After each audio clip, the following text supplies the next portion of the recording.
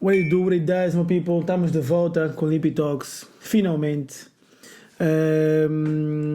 Ficamos muito tempo sem fazer. E quem mais para voltar para recomeçarmos os podcasts, que a primeira pessoa que apareceu no Lippy Talks. Ficámos muito tempo sem fazer porque isto com Covid, fazer live com as pessoas tinham bem de receio, essas questões todas que todo mundo sabe. Mas hoje ninguém quer saber mais de Covid. Já acabou. Esperemos que sim, né? Graças ao tio Vlad. Gosta de falar de guerra. Fiz aí uns por Skype, mas não era a mesma coisa, o feeling não é o mesmo. E finalmente estamos aqui de volta. Como é que estás, Luís Ângelo? Bom, eu acho que depois de 2 anos confinados praticamente, acho que todo mundo nessa altura do campeonato está bem. Acho que os últimos 2 anos foram um bocadinho estranhos. E a tua vida, ou seja, nós fizemos o podcast, acho que é setembro de 2019. Setembro de 2019, sim, na altura. Estavas quase a ser pai. Quase a ser pai. Foi uma semana depois. Sim, eu lembro que depois do episódio a Débora escorregou e caiu, foi uma cena assim. Já passou muito tempo, já se passaram quase 3 anos. Foi depois do episódio com ela, não foi? Porque foi tipo um dia depois do teu.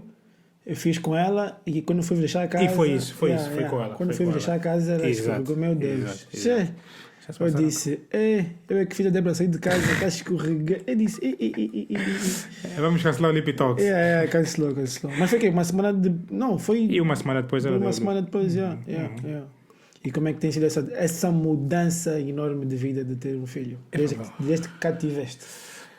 Eu nem sei como é que se diz isso, é uma mudança terrível, né? A pessoa há dias que se pergunta, mas será que eu queria mesmo fazer isso? É natural, são perguntas existenciais. Mas é bom dizer isso, porque há muita gente que finge que não. Não, é que mentira. Só... É mentira. Todo mundo tem esses momentos de raiva e de dizer, será que eu queria mesmo fazer isso? Não quer dizer que a gente não goste dos nossos filhos, né? Claro. Mas há momentos porque, enfim, é o miúdo que fica doente, és tu que estás sob stress no trabalho, é a tua parceira que às vezes também não está nos melhores dias. Pode ocorrer a tempestade perfeita para tu teres aquele esgotamento. Muita gente tem esses períodos de esgotamento. Eu, graças a Deus, ainda não tive. Mas não é um processo fácil. É um processo muito bonito, ótimo, excelente, amo, gosto muito desse processo, mas não é um processo fácil. E não há o estar pronto, né? Que às vezes as pessoas perguntam se estás pronto, se não estás pronto.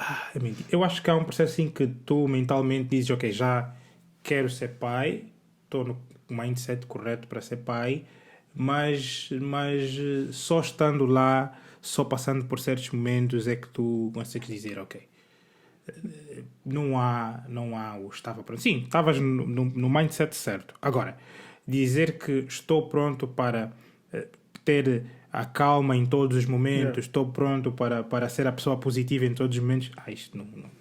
Há dias que vai saltar. E das conta que não estavas nada preparado, né? E das conta que tinhas o básico. Adaptar. Tinhas o básico e tiveste que adaptar, até porque depois a pessoa pensa sempre que está pronta para ser pai, mas afinal o ser pai não é só ser pai, é ser pai e aceitar aquilo que a mãe da criança também tem por fazer, né? Ela tem por dizer naquele relacionamento. Então nós às vezes idealizamos, olha, o meu filho vai ser vegetariano, por exemplo. E depois o teu parceiro não concorda com essa ideia. Agora como é que tu vais vergar os teus ideais e dizer, eu sou vegetariano, quero que o meu filho seja vegetariano, mas a outra pessoa não quer. Esse choque pode trazer todo outro tipo de problemas e por isso é que eu digo que a gente nunca está preparada, né? Por mais que... Porque e por cima não é só tu, né? São 2 pessoas a criar aquela coisa. E vocês em termos de trabalho, em termos de coisas, do problema há pouco tempo tu tiveste que a Débora esteve fora e estavas-me a falar que os pais estando fora, porque é complicado, porque a vida não para. A vida não para. Eu costumo dizer que tive muita sorte, porque o Luan, como é bebê Covid, e ele nasceu num período... bebê Covid, né? Porque ele nasceu em setembro, foi para Luanda em dezembro, e em janeiro ou março, começa logo o estado de emergência, tanto fecha-se tudo, tanto ele ficou 1 ano, tanto em casa, né?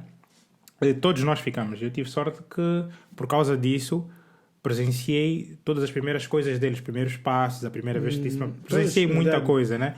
Foi uma sorte terrível. Mas depois do Covid começa o fluxo normal da vida. E nós temos Que para vidas. ele é uma nova vida, porque ele ainda nem sabia o que era isso. Não, eu até nem referia-me, ele referia-me àquilo que tocaste, né, das viagens.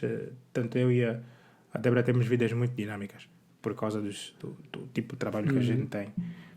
E acontece muitas vezes, ou eu tenho que sair e ela fica sozinha, ou já aconteceu, e aconteceu durante mais ou menos no fim do Covid, em que ela teve que sair durante 3 semanas e eu tive que ficar com o Luan sozinho, porque na altura ainda não queríamos pessoas em casa, a causa do Covid e tal. Epá, foi um desafio. Foi um desafio. E ainda no outro dia no ginásio eu estava a mostrar, foi quando ela foi de férias e estava a falar com uma colega ou um colega, eu não me lembro, acho que foi uma colega, que perguntou, mas tu estás sozinho com o Luan? Eu disse que sim. Como assim? Sim, estou sozinho com o meu filho, qual é o problema? Duvido. E eu mostrei-lhe a rotina do Luan à noite. Ele tinha acabado de dar o leite. Eu disse, filho, está na hora de dormir. E ele entregou-me o biberon, subiu as escadas, entrou para o berço. Eu tapei, ele disse, até amanhã, filho. Desliguei e apaguei a luz. E ela pergunta, quantos anos é teu filho? O meu filho tem 2 anos, fez 2 anos agora. E está sozinho e faz isso todos os dias? Sim, faço isso todos os dias. E as pessoas achavam que eu ficar sozinho seria tipo uma dor de cabeça. Claro que é difícil conciliar, para quem tem um trabalho como o meu, é difícil conciliar o trabalho. Porque normalmente divides as tarefas, normalmente. Sim, pois tem que dar de comer, tem que não sei o quê, porque eu pessoalmente ainda acredito, é um bocadinho retrógrado, mas ainda acredito na interação do pai e do filho, né? De modo que há certas tarefas que eu não deixo que seja a babá dela fazer. Tipo, ou tento não que ela faça que não filha, só um dia que precisas, exatamente. estás com uma coisa, mas não fica rotina. Dá de comer, tomar banho, dar banho, pôr a dormir. Tanto, isto normalmente são os pais do Luan que fazem. Então, isso depois tem um problema, porque eu tenho que trabalhar e trabalho até tarde, então tenho que perder ali 3 horas para o Luan e depois para poder voltar a trabalhar, e que significa que só vou voltar a trabalhar às 21, só vou acabar de trabalhar à meia-noite, enfim. E o dia seguinte, mais uma vez. E quando eu dizia, mas Luís, tu consegues mesmo fazer isso? Sim, consigo. Porquê? Porque durante esse tempo, esse período de Covid que tivemos em casa, graças a Deus conseguimos estabelecer uma rotina relativamente boa. Que ele próprio hoje já interiorizou aquilo. Claro que vai ter o dia que está menos coisa, que não vai entregar o biberon e não sei o quê, mas já tipo no dia a dia sabe que tem que entregar o biberon. Há dias que ele tenta, ele dorme na cama dele, ele sabe que a cama dorme na cama dele, mas se eu lhe disser, filho, vamos dormir na cama do papai, para ele é golo, mas ele sabe, já está enraizado já no sistema dele. Mas é que é mesmo engraçado, porque nós fizemos isso mesmo, mais uma vez, fizemos isso mesmo quando eu estava mesmo a nascer, e agora estamos depois do Covid, depois de passar esse tempo todo, estamos aqui, estamos a mesmo a repetir. Outra coisa que mudou bastante para ti, porque agora estamos a fazer o quê? Vamos 3 anos, né? Digamos mais ou menos que vamos para o 3º ano, 2 anos e meio, para ser mais concreto. Então, a tua vida foi uma mudança completa. Foi aquela fase que é normal a vida que acontecer, que nós todos normalmente chegamos, que é o casamento, juntaste com alguém de viver junto, é filho, e depois também tiveste lá no meio mudança de trabalho e Covid também, né? Que afetou o processo todo. Foi mesmo uma mudança assim mesmo, foram 3 anos ou 2 anos e meio que muita coisa mudou na tua vida, né? Olha, sabes que eu nunca tinha pensado nisso dessa forma. De facto, agora que tocas nisso, eu paro aqui para pensar, a minha vida nos últimos 3 anos mudou muito. Quer dizer, eu não vou dizer que mudou, mas andou a uma velocidade muito rápida, muito acelerada. E tu disseste, não tanto, aquilo foi... O casamento foi casamento foi em maio. Abril. Foi abril. Foi abril. Em setembro nasce o Luan. Em janeiro começa o Covid e eu tinha mudado de emprego em dezembro daquele mesmo ano. O Luan nasce, muda de emprego, começa um projeto novo. Março começa o Covid, o que significa que a pessoa tinha que trabalhar a Dubai, porque estava a trabalhar em casa, e era um projeto muito ambicioso, muito bom, e por acaso agora que vejo sempre cá notícias fico muito contente porque aquilo continuou a andar. Teve frutos o que estiveste lá a fazer. E depois, no mesmo ano do Covid, em novembro do ano a seguir, começa o outro emprego ainda mais ambicioso. E nesse pronto, isto a pessoa fala de forma superficial, mas depois quando tu vas ali para baixo está dando uma série de choques, que é como é que tu vais gerir a relação com o filho, como é que tu vais gerir a relação com a parceira, como é Que não dá como para é que pôr em tu- stand-by umas coisas para fazer outras. não dá para pôr em Sempre tudo a stand-by. Tens que diminuir a velocidade de umas para poder aumentar o coisa das outras. E agora paro para pensar, sim, de facto foram coisas muito ambiciosas que eu fiz nos últimos anos. E que, opa, passou tão rápido. Agora olhando para trás. E né? agora a pessoa olha para trás e diz, uau, de facto foi muito interessante. Mas a verdade é que todas essas coisas só contribuíram para tu teres mais experiência para lidar com isso. Por isso é que hoje, quando Os passo processos, né? e vejo pais que, por exemplo, não fazem certas coisas porque, não, eu trabalho muito, eu não faço isso, eu digo, tipo, come on, man. Não, Nonsense. isso é como tudo na vida. As pessoas sempre arranjam desculpas e não sei o quê. Eu hoje em dia às vezes não fiz uma coisa por alguma razão e eu fico tipo, desculpa, porque se fosse mesmo importante, tu arranjas maneira. You find a way, tipo, não tem como. Arranjas maneiras, já fiz muitas vezes de ter que deixar-o a dormir depois ir trabalhar, da mesma maneira que ir ao ginásio, voltar, levar-o à creche, depois ir trabalhar. Enfim, acho que o segredo disso é mesmo como tu disseste, tu gostares muito daquilo, se quiseres mesmo fazer aquilo, tu vais fazer. Yeah. Olha, e agora mencionaste outra coisa que também mudou um bocado na tua vida. Tu começaste a ficar mais ativo e começaste a ginásio e ser mais bem regrado. E as pessoas também falam de que é longe ou que não sei quem, não tem como. Mas tu estavas em Luanda Sul, aí até a cidade, voltar, estavas a fazer o que era, tinhas que acordar mais cedo, estavas a acordar bem cedo, mas encontraste uma forma de fazer, que é uma coisa que as pessoas também dão sempre muita desculpa. Yeah. E falaste que voltavas para levá-lo lá à escola. Yeah. É assim, eu não sei se com certeza muita gente faz isso, não sei se é a maioria, mas eu pessoalmente decidi voltar a fazer exercício, não porque precisava de mudar o meu porte físico, mas porque precisava de alguma coisa para me ajudar a gerir outros problemas. Esses problemas a nível do relacionamento, mas sobretudo por nível de trabalho. O trabalho tornou-se uma coisa tão intensa, a responsabilidade tão grande, que eu precisava de um sítio para ir espairecer. Porque tu em casa não consegues fazer isso. Em casa tens de vozes ali a falar, a fazer e a perguntar. E no ginásio foi como um sítio onde tu consegues tirar 2 horas para ou refletir sobre alguma coisa, a responsabilidade que tens que tomar, ou não pensar em nada. Né? Ou espairecer nas coisas. E foi por essa razão que eu decidi voltar, porque era necessário. Era muito importante. E eu depois já percebi-me que se eu não fizesse aquilo, chegasse a casa, começava a descontar problemas que não tinham nada a ver com o ambiente de casa. Sim, é uma forma de libertarmos.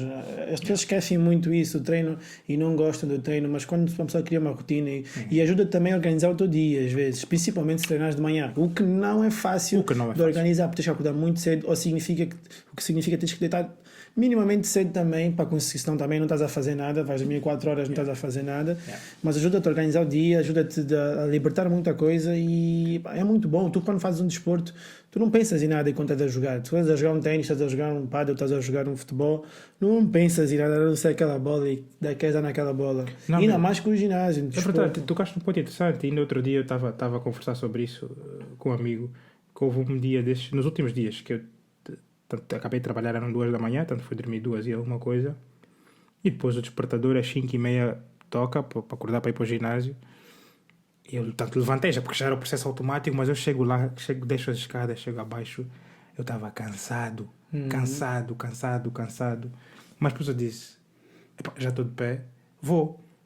E é justamente isso que disseste, a rotina, porque depois a rotina vira disciplina, e nesse aspecto, por acaso, uma das pessoas que inspira-me de certa forma é a Silvia, porque eu abro o Instagram da Silvia, a Silvia está todos os dias, faça chuva, faça sol, ela está lá, e não diz, não, se a Silvia vai, eu também vou. Isso foi muito trabalho também para se tornar aqui, porque ela depois posta, ela gosta desse lado de motivar as pessoas, e acho que também de certa forma também se motiva assim mesmo, porque está em accountability, tipo, está sempre ali, tem que postar. E pá, é muito bom. Ela, hoje em dia ela fala e ela, digamos que mudou a vontade de treinar, porque já não é só as pessoas dizem, às vezes quando as pessoas falam comigo sobre desporto ou como sobre ginásio, o ginásio não é para ti, vai encontrar o que é, o que é para ti. Vai correr, vai... Tu tem mil e uma coisas, mas tens que estar ativo, tens que mudar o teu estilo de vida, tens que ter uma forma de libertar o teu stress e muita gente, de outras pessoas que deviam fazer por causa de problemas que poderão vir mais tarde, né? Seja obesidade, ou seja, que tem. E o sistema, comes melhor, tens mais noção do que estás a comer, tu muda. Eu não cheguei desse nível, né? Eu ainda não cheguei ao nível de ginásio mais dieta. Mais dieta. Ainda não cheguei a esse Não, nível. mas a dieta, e as pessoas também pensam já que a dieta é dos bichos de sete cabeças. Não. Mas tu, não Exato, dieta não é. de ficar a comer frango e coisa, mas tu. É de ser regrado na alimentação, né? Sim, Ter uma mas- alimentação saudável. Sim. Ainda não cheguei a esse nível. Eu ainda sou do tipo que vai ao ginásio e chega a casa, bebe Coca-Cola, uma garrafa de Coca-Cola. E ainda... Mas pelo menos está a treinar, essa é a diferença. Pelo menos está a treinar.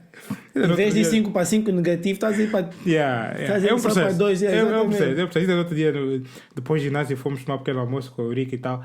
E ele pediu uma coisa bem saudável. Eu pedi tipo umas panquecas com chocolate e milkshake. Ele dizia, pô, meu, tu acabaste de treinar? Eu digo, meu, pá, eu treino para isto. Para isso, Mas vou chegar lá um dia. Não, mas não precisa de ser também, ou quando digo as pessoas não precisam de querem começar logo pelo frango com brócolis, não, isso não existe, senão depois também não dura. Não. Não dura. Não.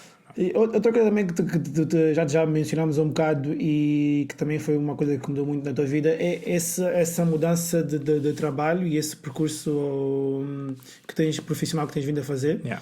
Tu na altura estavas no projeto da banca, que creio eu, não? Na altura estava, quando lá Na nasceu, eu estava no BFA Standards. E assim... Já estavas no BFA? Já. Estavas talvez na transição mesmo. Não, porque estava na falamos- transição. Desculpa, o Lonas em setembro e eu vou para o BFA em dezembro. Exato, porque nós falamos da banca, não, da bolsa. Da bolsa. Estava na CMC. E a grande transição disto é que, e pensa no BFA como uma startup, uma coisa que está a ser criada agora com um potencial muito grande. Para Foi o crescer. primeiro passo que fizeste de mudança, foste Yeah. para o BFA, não é? Muito grande. Na altura, quando eu entrei para o BFA tinha em ativos sob gestão qualquer coisa como 20 mil milhões, 30 mil milhões de coisas, mais ou menos. Quando saí do BFA, portanto um ano depois, o BFA já estava nos 80 mil milhões de coisas e agora já está em 120 ou 140. Portanto, era uma startup com um potencial muito grande para crescer. E na altura éramos era um pequeno grupo de pessoas. Que o vosso objetivo era? O nosso objetivo era continuar a fazer crescer a carteira, Ok. a carteira de ativos do banco, né? Portanto, hoje em dia, ao câmbio atual, o banco tem para aí, ou a gestora tem para aí 500 milhões de dólares em ativos, que eu posso ser é brutal. Para Angola é brutal. E em tão pouco tempo também, né? E em tão pouco tempo. Mas aquilo era interessante porque era uma equipa pequena, todo mundo se conhecia. Éramos 5 ou 6 pessoas, todo mundo se conhecia. 5 ou 6 pessoas dentro do banco, o banco era um bocadinho maior, mas a gestora mesmo eram poucas pessoas. Todo mundo se conhecia. Portanto, gerir uma equipa pequena era muito mais fácil. Quando faço essa transição, é tipo sair do 1 para 1 milhão. Tipo, o Standard Chartered é um banco enorme com Que é onde estás 30 agora. mil trabalhadores. Portanto, e opera de uma maneira descentralizada, de modo que tu tens acesso a essas 30 mil pessoas. Portanto, foi uma coisa explosiva. E por daí que entra o ginásio, porque eu precisava mesmo de ginásio para copo com essa transição, porque, enfim, porque primeiro é que tens de te adaptar, né? Estás a sair de uma coisa local para uma coisa multinacional, onde tu lidas com pessoas de várias partes do mundo, em diversos fusos horários, com maneiras de pensar completamente diferentes, níveis de inteligência completamente diferentes. Isto é tal coisa que tu, quando achas que és muito inteligente e depois chegas a uma sala com pessoas mesmo inteligentes e dizes, wow, ok, I need to humble myself because aqui eu não tenho pé, eu tenho que aprender a nadar um bocadinho mais. E essa transição agora do BFA para o Standard Chartered foi em que altura? Já foi cerca de... Portanto, entro no BFA de dezembro de 2019 e depois entro para o Standard Chartered em setembro de 2020. Ok. Outubro de 2020. E aí a tua função é? Qual é que digamos que... Diretor de Mercados Financeiros do Standard Chartered. Então, basicamente... Como é que foi agora dizer isso? Como é que... Epá, é porque é uma. É como eu digo, cada vez que penso nisso, especialmente nesta fase, é de uma. É que eu nunca parei para pensar, eu sempre fui de pessoa de aceitar novos desafios. Tu chegares agora aqui e disseres: olha, epá, Luís, tem uma coisa assim, dessa maneira que eu acho que vai dar certo. Se aquilo Te der o clique, epá, eu deixo-te a fazer e vou fazer aquilo. E na altura, quando És uma pessoa que trust the process, né? não, tipo, I trust the process and I take risks. I like yeah. to take risks. Eu costumo dizer que eu tenho 32 anos, estou na fase de tomar riscos. Eu conheço pessoas que ficam anos e anos no mesmo emprego. Não, aqui estou bem. Não, eu gosto de tomar riscos, mas obviamente riscos calculados. Claro. E analisar também as coisas, não é sem só... dar passos maiores que a perna. E obviamente que todos estes processos nunca foi porque há melhoria de salários, há melhoria de regalias, não. Sempre foi porque no final daquilo eu acho que nós vamos construir uma coisa que é muito maior que aquilo que a gente tem hoje. Foi como disse, né? Por exemplo, o exemplo do BFA. Quando entrei era uma coisa e passado 1 ano, 2 anos aquilo hoje é muito maior. E o Charter, porque eles é que fizeram o approach, na altura tomei aquilo de ânimo leve, ok. Mas depois posto lá dentro e percebi o que é que de facto se queria fazer com aquilo. E hoje paro para pensar, tanto 1 ano, quase 2 anos, é de uma responsabilidade muito grande, especialmente pela idade que a pessoa tem, né? Claro. Vezes as pessoas esquecem que é miúdo, achamos que somos muito adultos, mas somos muito, muito miúdos, temos ainda muito para aprender. E dizer que com 32 anos já se fez isso tudo, orgulha-me um bocadinho pelo esforço e dedicação, e porque no meio disto tudo houve isso, né? Houve um filho, houve Covid, houve noites que a pessoa... Principalmente quando pensas para trás, o que conseguiste, sim. Não, nada ficou para trás e conseguiste gerir. Exato. E isso até que dá mais orgulho. Exato. Então, foi o que eu disse, eu nunca tinha pensado nisso nessa perspectiva, porque afinal de contas, eu costumo dizer, ter paciência é fundamental e como tu disseste, just trust the process. You don't need to rush it. Vocês às vezes querem fazer tudo e chegar tudo durante... É bem verdade que eu também, diga-se passagem, já trabalho desde os 25 anos, né? Mas ainda assim é muito pouco tempo. Sim, claro. Pouco tempo. Mas durante esse processo nunca houve um momento que eu disse, eu mereço muito mais que isto. Estou cansado disto aqui. Sempre foi mesmo paulatino e take one day at a time, be humble. E as oportunidades vão surgir. Tu, se fizeres bem o teu trabalho, as oportunidades vão surgir. Exato. É como é. E digamos, o que é que... Porque, assim, muitas vezes eu, quando falo, principalmente no nosso grupo, tem muita gente que fala de coisas partes financeiras, mercados, ou nem todos trabalham nesse ramo, mas tem muitos opinam dessas coisas e desse tipo de economia e coisas do género. E é uma coisa que eu venho de outro mundo, né? Eu venho digamos que artes, eu venho de outro mundo.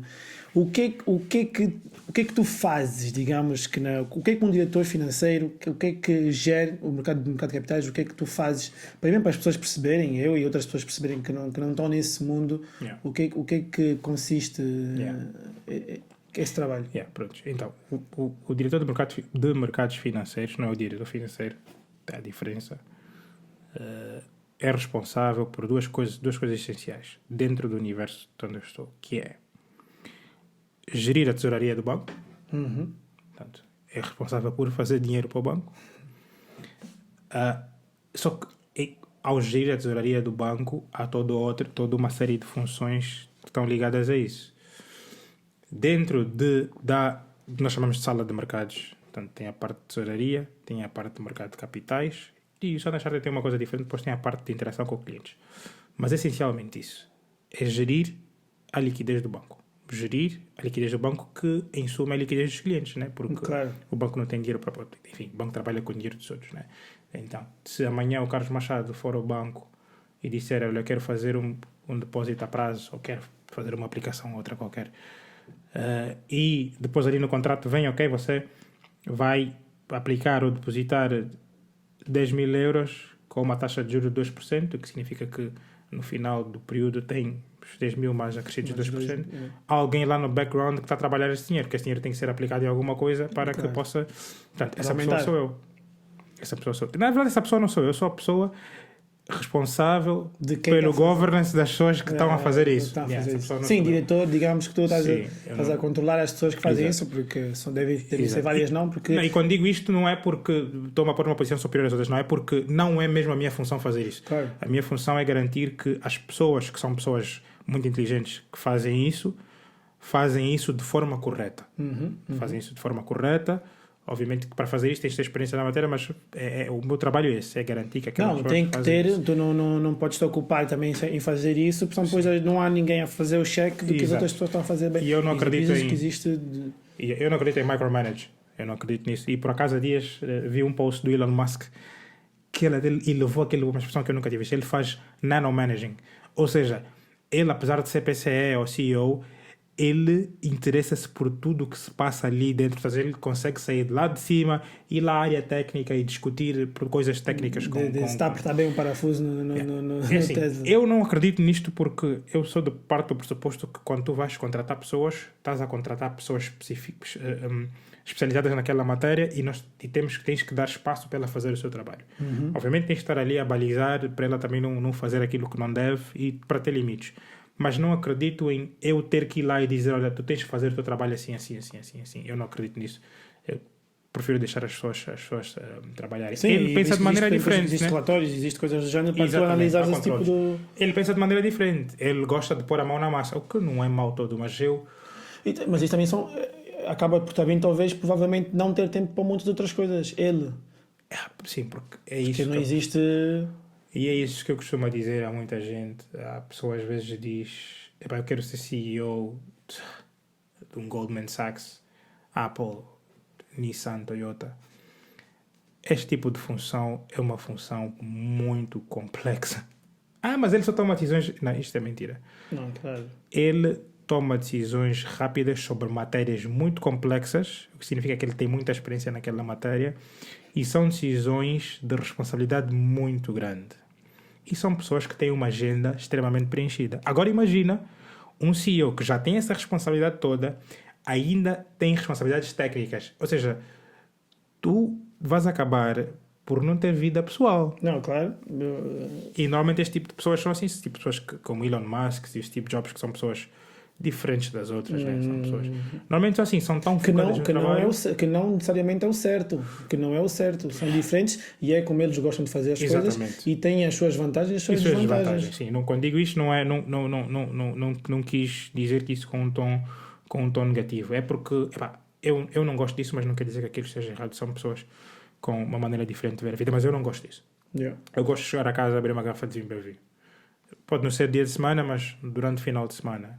Obviamente que nem todos os fins de semana vai ser possível porque vai haver responsabilidade, vai haver trabalho, mas eu gosto de ter momentos de paz. Este tipo de pessoas que têm este tipo de atividade e de ritmo de trabalho, são pessoas mesmo especiais. Sim, tens de ter um estofo muito grande, tens que ter... Olha, desculpa só aqui falar outra vez de Elon Musk. Há depois também esses jornais e não sei o que dizem isso, mas às vezes a pessoa não sabe se é verdade, no final das contas é mentira.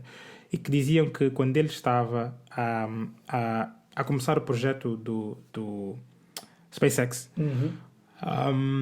durante um breakthrough aí qualquer, estava numa reunião de breakthrough, all hands on deck e tal, e havia um dos colaboradores que ia ser pai.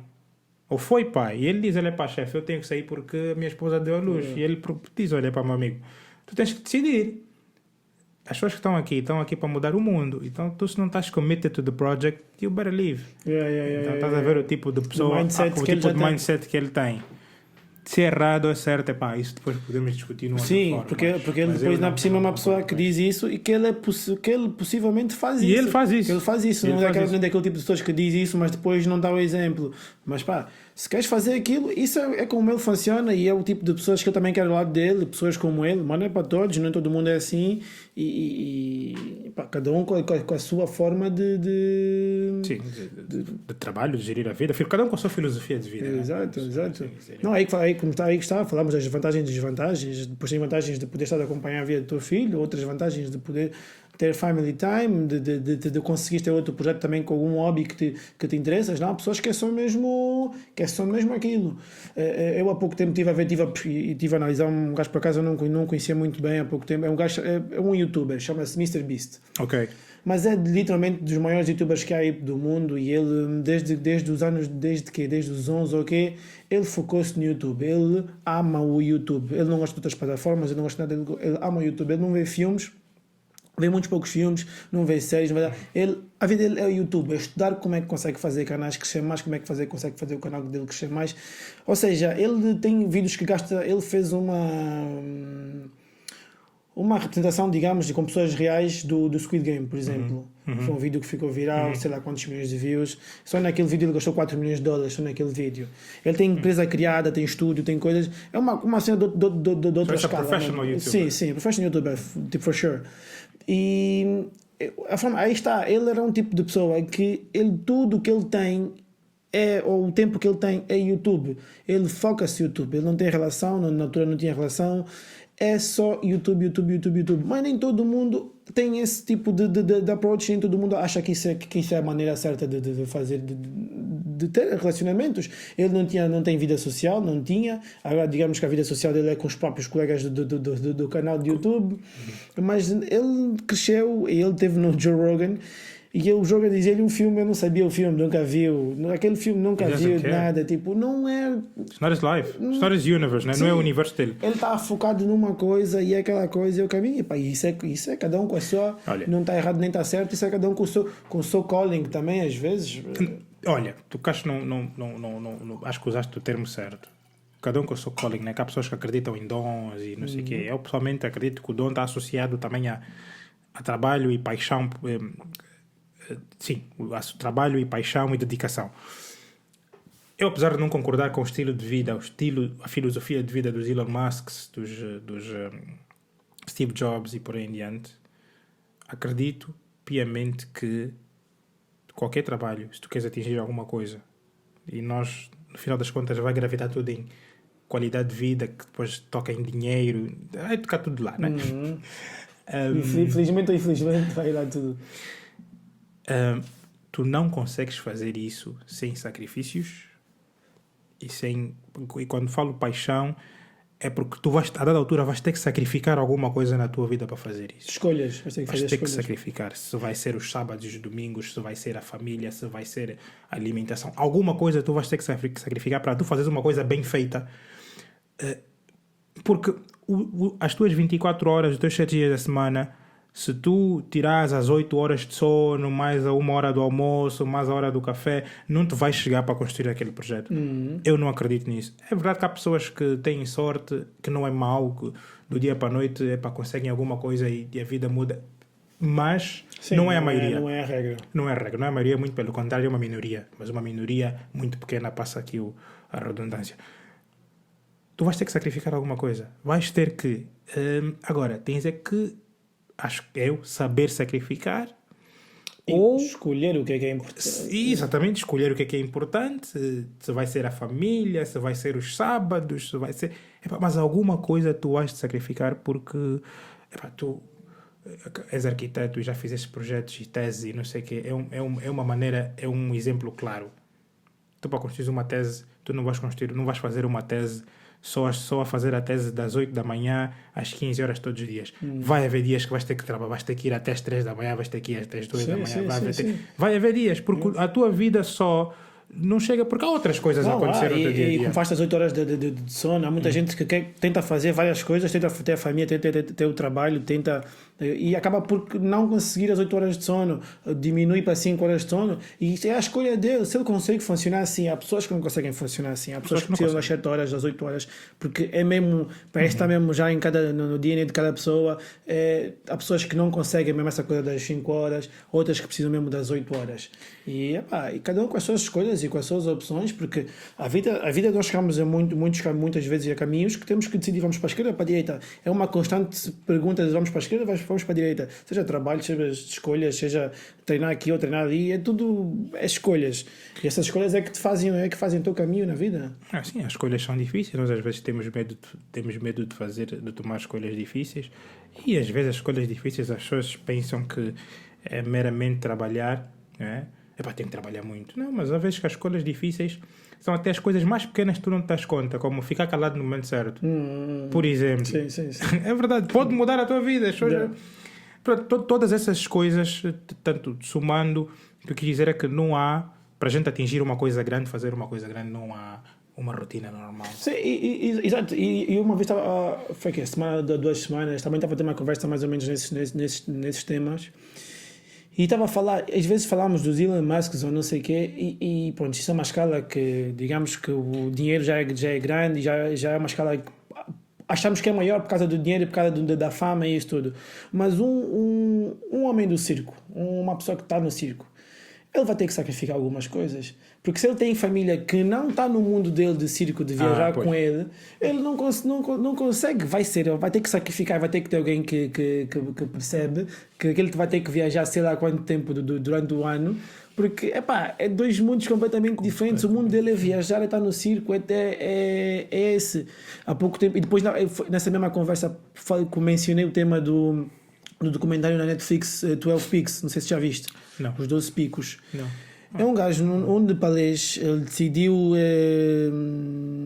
subir todas as montanhas, os 12 pontos mais altos do mundo, que o recorde era em 7 meses. Está vivo? Está vivo. Ok, normalmente esses camaradas acabam.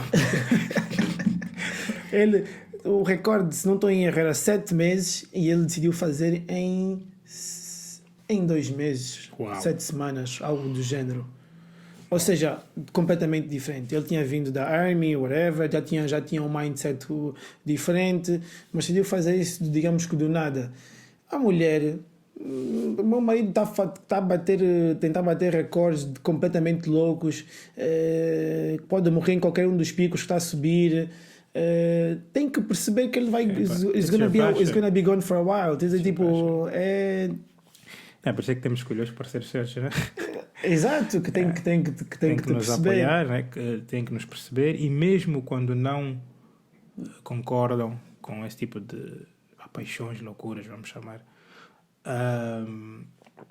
tem que saber dizer não faz assim. Tem que saber como dizer isso, porque tu não dizes a uma pessoa que é um piloto de Fórmula 1, é muito perigoso tu corres, não vai correr. It's nonsense, né? You need to know how... Tens que saber como lidar com isso. Tens que encontrar um meio termo. É o que é. É como trabalho. Vai haver muitos dias em que vais chegar tarde e a tua parceira vai estar cansada, mas tu também toda hora a trabalhar. Mas... Por acaso, uma vez tu mencionaste que por acaso vocês conseguem se perceber um bocado nesse sentido, porque vocês dois têm essa vida de vez em quando ter que ficar mais tarde. Tem que ficar não sei o quê, até à noite, tem que ficar a trabalhar. E uma vez também ensinaste que vocês às vezes percebem nesse eu acho que há coisas que a sentido. gente só entende quando passa pelo mesmo, né? Sim. Tu só entendes quando passas pelo mesmo e percebes a responsabilidade que a outra pessoa está a passar, o stress que a outra pessoa está a passar. Acho que no nosso caso foi porque temos profissões muito semelhantes em termos de carga laboral e em termos de responsabilidades, então acabamos por entender, né? Por isso é que eu não estou Porque não é fácil, imagina essa mulher desse gajo que quer subir o estudo, ela conseguir perceber que ele tem que fazer aquilo é o que ele está a sentir no momento e é o que lhe chamou e é o que ele tem que fazer. Principalmente ela não fazendo, é ainda mais difícil. Tu perceberes isso.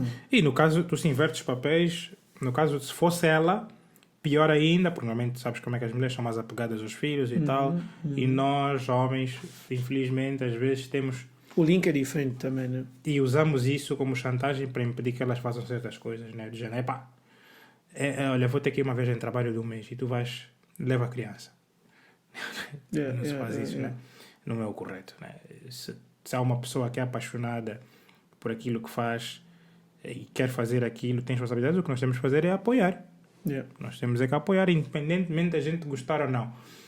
Há um vídeo muito interessante da Indra Nooyi é a CEO da Pepsi, em que ela está a contar a história de quando ela foi nomeada para o board da Pepsi.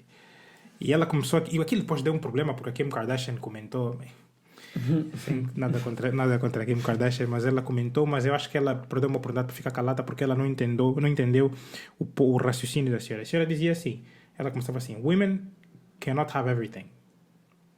As mulheres não podem ter tudo, e ela depois explicava. Eu, quando fui nomeada para CEO e Chairman of the Board da Pepsi, cheguei a casa, estacionei o carro na garagem e subo as escadas. E a minha mãe diz, olha, ainda bem que estás aqui. Não há leite, vai comprar leite. Portanto, a mãe vivia com ela, né? Presumo que o pai dela também vivia com ela e com o marido. E ela ficou, mas... E saiu a moada, uma senhora mais velha. Saiu a moada, foi comprar o leite. E voltou. Pois isso está no YouTube, numa das entrevistas dela. Bate com leite em cima da mesa e diz, mas pô, eu fui nomeada hoje, cheguei a casa contente para te dar a notícia. A mãe diz, ei, minha filha, deixa a coroa na garagem. Aqui em casa você não é CEO de porcaria nenhuma. Aqui você é esposa, mãe, filha e mãe. Portanto, aqui tens outras responsabilidades. Ela dizia que as mulheres não podem ter tudo porque vão se sacrificar alguma coisa. E ela começava a dizer que o marido dizia que a vida dela era Pepsi, na vida dela eram os filhos, Pepsi, e depois é que vinha o marido. Portanto, o que é que ela está a dizer aí? Que obviamente que alguém nesta relação toda acabou por sofrer mais que os outros porque, enfim, não consegues dar o mesmo de ti a todo mundo e a toda hora. E é um trabalho, e é o que estamos sempre a tentar descobrir na vida, como é que conseguimos fazer essa ginástica, de gerir isso tudo. Mas o marido apoiou-a, né? O marido apoiou-a. E eu acho que é isso que a gente tem que fazer quando encontra alguém que tem alguma paixão. Pá. Isso percebe, e muitas vezes mas isso muitas vezes muita gente não aceita ou não percebe por causa do quê? Por causa do ego, por causa do ego de cada pessoa. Acha que devia estar mais tempo lá com ela, acha que devia coisa, e é essa gestão toda mais uma vez mas que temos que... Aí começas a imaginar a coisa, ela está aí, mas está a fazer mais que eu, está melhor que eu na vida, está a andar com outra pessoa, mas no fim de nada contas são estupidez, né? Não faz sentido. Nós temos a apoiar, se tu gostas de alguém e essa pessoa, vês que essa pessoa tem uma paixão, é nosso dever apoiar. Mesmo que, obviamente, que estamos a falar de paixões que façam sentido, não é? Amanhã a pessoa quer ser drug dealer e nós vamos apoiar uma paixão dele. Mas tu gostas de alguém e vês que aquela pessoa tem alguma paixão por alguma coisa, nós temos que fazer apoio. Ainda que a gente saiba no nosso coração que aquilo não vai dar certo. Porque é importante as pessoas errarem e fazer o percurso e depois dizer, ok, eu aqui podia ter feito melhor. Porque eu não gostaria que me fizessem assim, então eu tenho uma paixão, quero abrir, enfim, vender chinelos. Alguém vem me dizer, epá, mas queres vender chinelos? Era como se alguém dissesse ao Jeff Bezos, mas vais vender livros na garagem dos teus pais.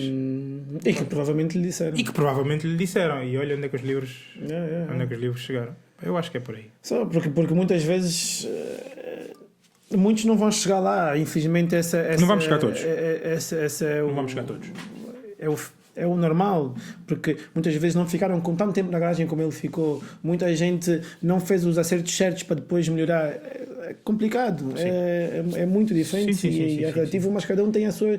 Claro que aí, como tu disseste, não é maluquice de repente agora querer vender droga, por exemplo, mas cada um tem às vezes quando sente, e nós muitas vezes como sociedade matamos muitos, digamos que sonhos, e muitas pessoas que tinham aquele calling e coisa, porque tu às vezes dá um prazer enorme ver as pessoas quando estão no sítio certo, quando tu vês pessoas que estão a fazer aquilo mesmo que gostam e que foram escolhidos, seja a pessoa que está na pastaria que vende bolos, seja a pessoa que constrói carros, mecânicos que adoram aquilo, que sentem que aquilo é um mecânico, que faz carros, mas ele adora aquilo, adora aquela engenharia toda que está ali. Epá, é muito fixe. Porque muitas das vezes é esse exercício mesmo que vai se calhar te levar a dizer, ok, se calhar eu não gosto de pastelaria, se calhar eu gosto de gerir restaurantes ou gerir cozinhas, enfim, portanto tu tens de passar por esse processo para te descobrir. Nós às vezes somos idiotas, temos muitas ideias e precisamos mesmo experimentar. Olha pá, faz isso e depois no fim do processo diz-me, olha, o que é que tu aprendeste com isso? Eu acho que o nosso, digamos que uma sociedade está criada e o nosso ensino é muito não está bem feito para otimizar o que é que as pessoas realmente não está mas isso é uma outra conversa, um outro bolo enorme que é muito complicado, porque o nosso ensino, e não é só o nosso ensino e o nosso sistema educacional, cultural, porque mesmo dentro de casa às vezes as barreiras começam mesmo dentro de casa. Os nossos pais é que não... Porque eles também vêm da mesma sociedade, eles também vêm do mesmo tipo de ensino, digamos. Claro que foi mudando um bocadinho, mas ainda vai demorar muito tempo, porque também beneficia muitas outras pessoas, sei da maneira que é, e ainda vai ser muito complicado esse... Sabes que o meu pai há uns anos atrás não acreditava, não dizia que gestão não é curso. Gestão, o que é gestão? Não vai de uma maneira assim muito frontal. Gestão é ter negócios e aprender com a O que é gestão? experiência. Estás a fazer curso de gestão? O que é gestão? Epá, estás a ver a mentalidade? É para não dizer que ele está errado, mas já é a maneira como ele vê o mundo. E isso pode ser uma barreira. É. Olha, o gajo que estava a falar do YouTube, ele quando começou o YouTube, a mãe dele estava tipo, mas Que é YouTube? está a fazer o quê? Que é isto? Fazer vídeos, tu queres fazer dinheiro com vídeos, de ficar aí no teu computador a filmar aí na rua e não sei o quê. Ele era gozado na escola, era tudo. Tipo, e nós às vezes somos culpados também da mesma coisa, porque sim. coisas novas que nós não conhecemos, que epá, até hoje eu acho que influências para mim é uma coisa que É uma coisa muito muito estranha. Como é que as pessoas agora Coisa de muito repente só pelos influencers, epá, que faz-me ainda muita confusão essa categoria de influencers. Claro que nem todos são maus, obviamente, mas faz muita confusão. Sim, mas qual é o meu problema com os influencers? E na verdade, como toda outra profissão qualquer, é que eu não sou apologista de coisas meio feitas. Se alguém me pedir para fazer, eu costumo dizer que uma das melhores coisas que eu fiz na vida, que ensinaram-me na vida, é fazer ofícios. E epá, é uma coisa horrível, porque tens de saber estruturar conteúdo, usar as palavras certas, usar as palavras bonitas, e muitas das vezes estás a usar uma série de coisas e não estás a dizer absolutamente nada, estás só a embelezar o documento. Mas o que é que aquilo ensina-te? Aquilo ensina-te, tens de ser metódico às vezes, tens que fazer bem as coisas, saber escrever, saber fazer. E tu vais ver a diferença entre os grandes influencers e os influencers. Tu começas logo, olha, a qualidade do vídeo, o conteúdo da coisa. O grande problema é que hoje em dia todo mundo quer fazer e faz. Olha, durante a pandemia, quando começou o Covid, epá, não sei o que aconteceu, surgiu muita gente que sabe fazer bolos.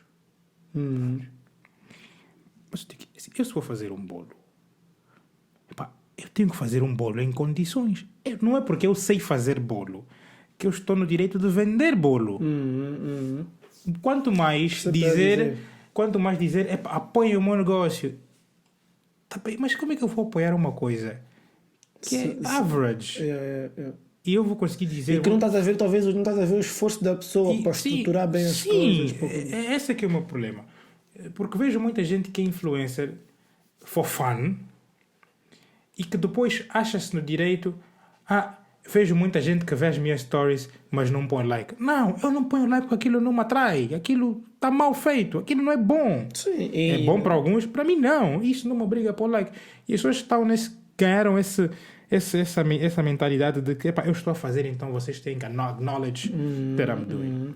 And that's wrong. Isso faz... Eu não sei se falamos no primeiro podcast sobre isso, que eu acho que é uma coisa que nós dois temos, que somos parecidos. É que as pessoas acham às vezes que tudo o que tu faças tem que ser logo um big deal e tem que ser logo celebrado de uma maneira... Exactly. Meu Deus, não sei o quê. Tipo, às vezes pequenas coisas que... Tipo, é o que é suposto fazer. Estamos aqui para fazer essas pequenas vitórias. Para nós às vezes nem damos conta das nossas pequenas vitórias porque achamos que é o nosso processo. Não é tudo, é preciso, claro que de vez em quando é preciso parar e agradecer e aproveitar e reparar no momento que tivemos, mas não é preciso toda hora também tipo praise, toda hora ali tipo Não.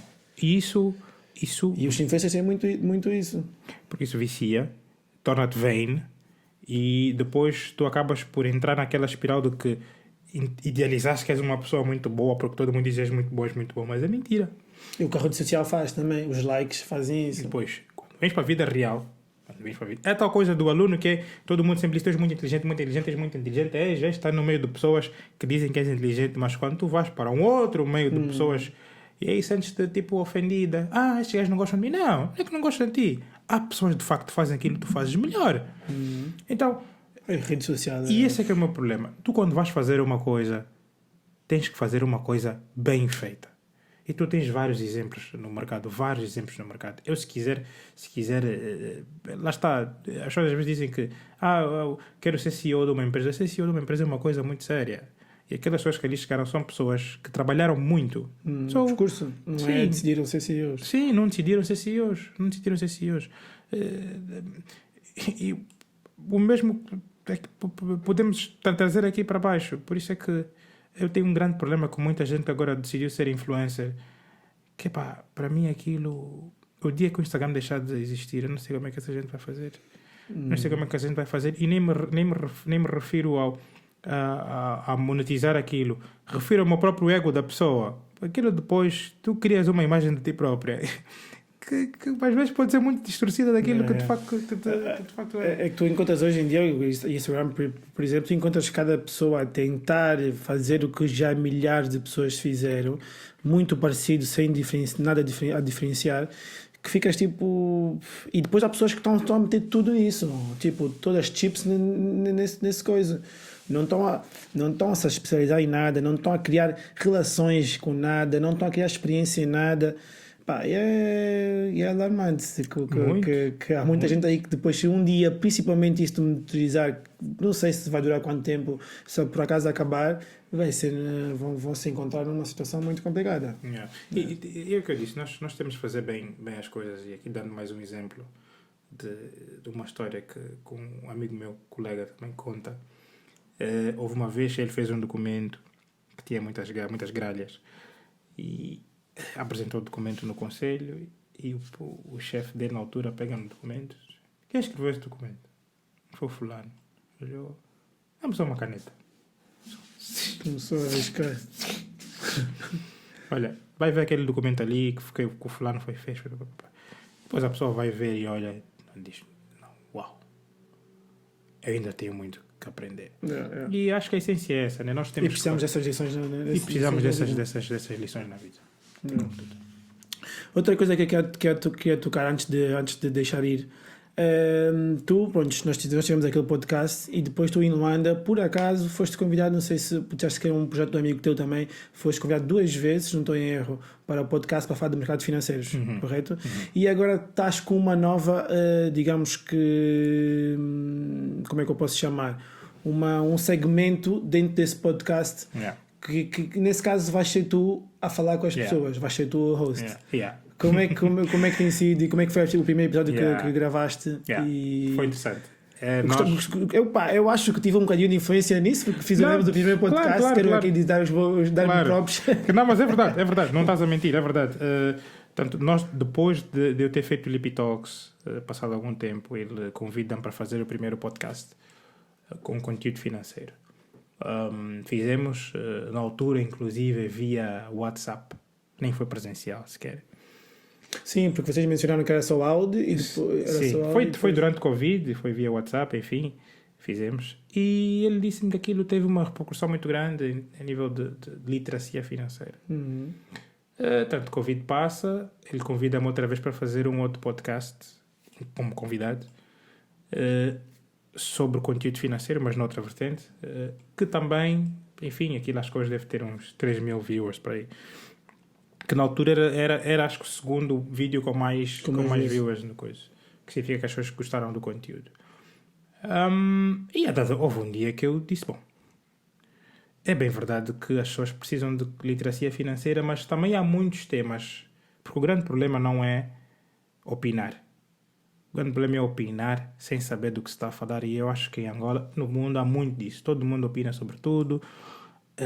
Enfim, assuntos que são complexos, as pessoas querem trazer para o WhatsApp e falar de forma leviana, de forma simples. E depois com o share fica muita informação que é passada. Eu fico passado com isso.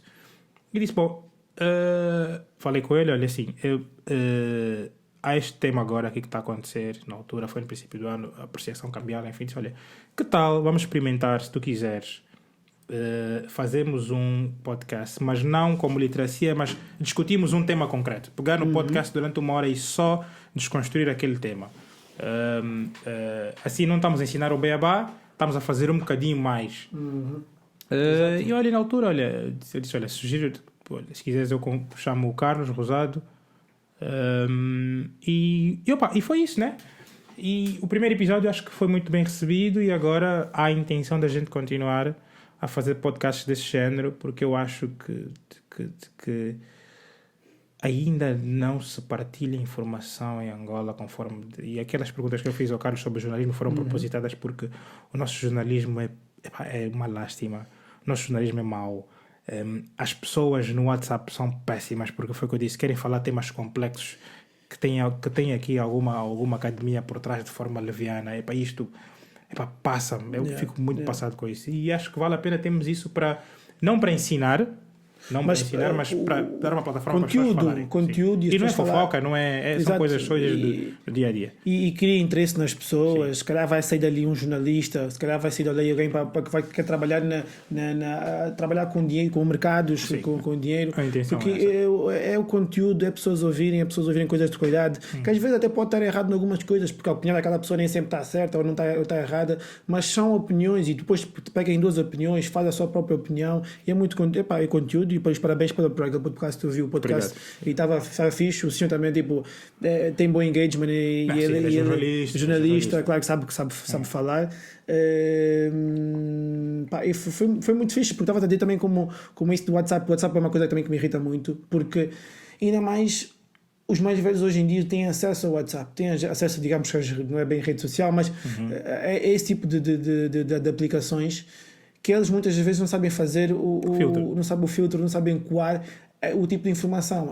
Acreditam em tudo, acreditam em imagens. E esse é que é o meu problema. Que eu chego a casa, a minha mãe mostra: filho, já viste a notícia de não sei o quê? Amanhã o Kwanzaa vai chegar aos 1000. Mas viste onde isso, mãe? Está aqui, está no WhatsApp. Porque eles não cresceram com essa tecnologia. Eu posso pegar e escrever essa mensagem e mandar para um amigo que vai mandar para outro e mandar para outro. Nós temos de ter muito cuidado com isso. E as pessoas não têm noção da força que isto tem, porque isto depois afeta diretamente o mercado. E pensa-se que é uma fonte real, pensa-se que é uma fonte de coisas. Não, amanhã imagina que estes mais velhos recebam uma mensagem de que amanhã os bancos vão ficar sem dinheiro e circula isso. Há uma possibilidade remota, mas existe, da manhã a minha mãe dizer: os bancos vão ficar, então vou ao banco levantar o meu dinheiro. E se mais mães como a minha fizerem isso, depois isto tem um impacto muito grande. Por isto é que nós... É muito perigoso. Muito perigoso. A internet é um nós temos de combater isso, porque isto depois influencia toda uma série de coisas. Houve um problema recente das eleições dos Estados Unidos que as pessoas não têm noção, porque isto depois deu matéria investigativa, deu tribunal, deu julgamento, deu toda uma série de coisas que as eleições efetivamente chegou-se à conclusão que foram de certa forma manipuladas via redes sociais. Pois. Incentivar pessoas